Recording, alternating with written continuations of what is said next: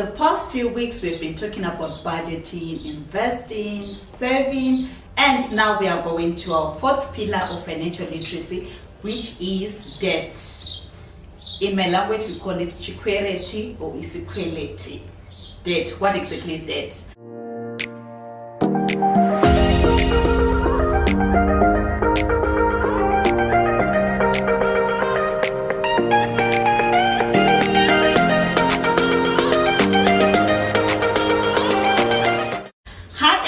This is Manyonga, and if you're new to my channel, we talk about money, we talk about financial literacy, so please don't forget to subscribe and give a thumbs up to my videos.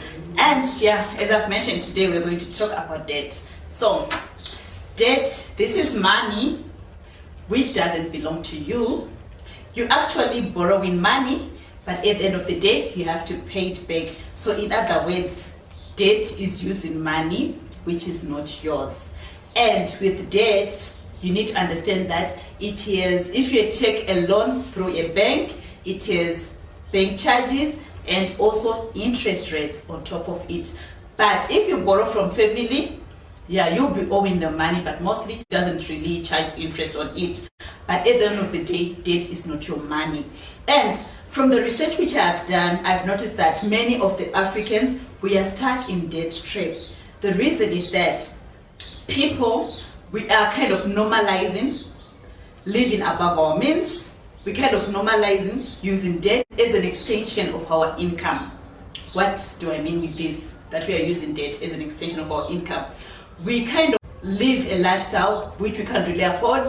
So for us to keep up with the appearances, we now end up going to borrow money so that we can sustain that lifestyle which we feel we afford, but in reality we don't afford that lifestyle, which is really a red flag when it comes to your finances, because it ends up giving you financial mess. Besides having the financial mess, it can also lead to mental health issues, because the moment when you are stressed with your money, it can affect you mentally. Because just imagine having that life that people are always calling you, the debt collectors are always calling you. Just imagine that kind of life.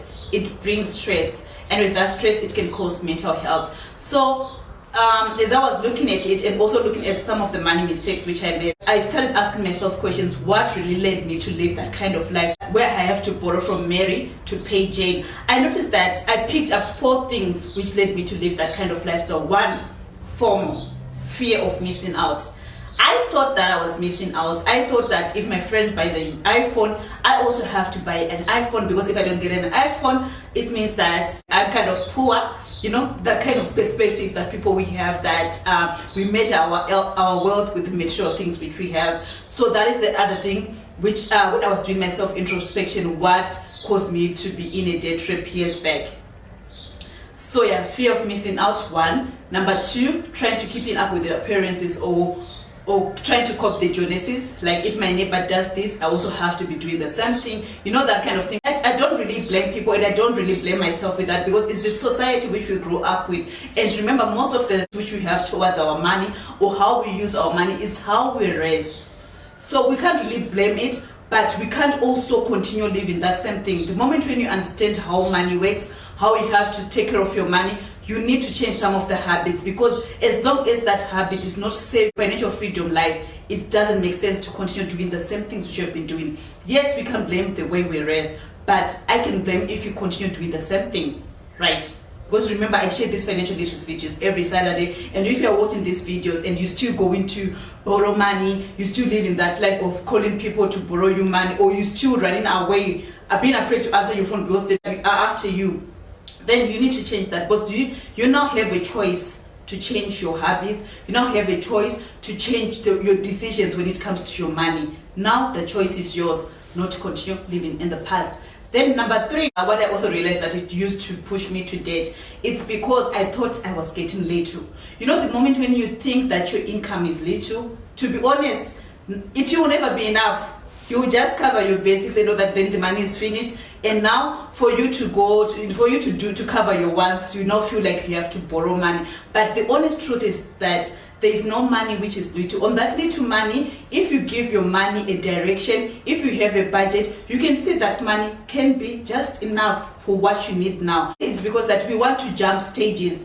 We don't want to understand the level we are, because we are just after competing other people, or we are afraid what will people say if people maybe see me buying in this grocery store, or maybe if people see me with this type of phone, what will people say? But does it matter? If you can't afford that kind of lifestyle, don't pressure yourself.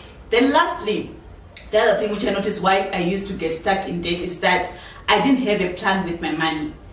Like when money just comes in, I didn't have a budget. I didn't know how to give direction to my money. So with that way, you end up using your money on unnecessary things. Then when the important things come, you're now left with no money. Then you end up going to borrow. So guys, please stay with me as I'm going to continue next week with the debt series, so that we really do understand what is debt. And please don't forget to visit our website, as we have started My Money Matters Academy. In the My Money Matters Academy, we also teach you, we also assist you with a debt repayment plan, so that you can be able to cover your debt and live a debt-free life. So check out our website, and please don't forget to subscribe, like, and share. Bye for now.